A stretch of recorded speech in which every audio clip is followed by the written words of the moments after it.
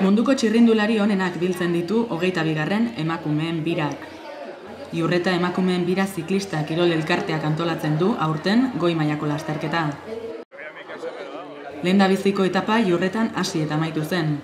Txirrindulariak 76 kilometro bete behar izan zituzten eta Aretxabalgane eta Hautzagane mendateak gainditu.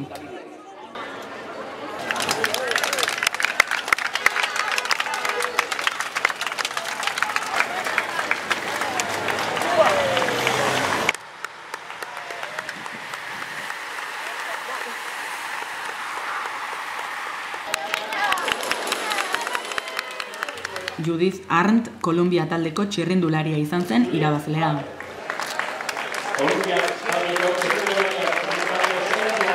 Ane Santesteban, Debabarrena Kirolgi taldeko txirrindularia izan zen, helmugara heldu zen lehenengo euskalduna.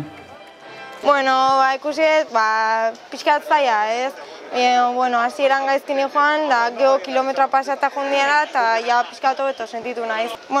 Gogorra ez da karrera ez, baina hemen datuzten jendeak inta oso gogorra itea, ritmo oso handia da ez, eta indegu aldena. Santestebanek lasterketan parte hartzen duen lehenengo urtea da, baina horrek ez du kokildu. Lehenengo urtekoa naiz, eta 18 urte ditut, honea etorri naiz ikastea ez, eta hoxe ingo dugu saiatuko naiz maiotakin jarraitzen, baina zaila ongoa. Parte hartzaileen artean munduko txapeldunak, Turra eta Giroa irabazi dituzten txirrindulariak eta Olinpiar Jokoetako irabazleak daude, besteak beste.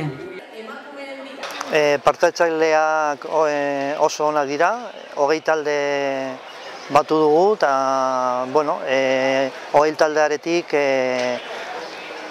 bederatzi uziren zerrendan dago lehena. Antolatzaile aldetik pozik gara bebai antolamendu ona lortu dugula eta momentuz oso ondo da hasi da emakumeen bira hau.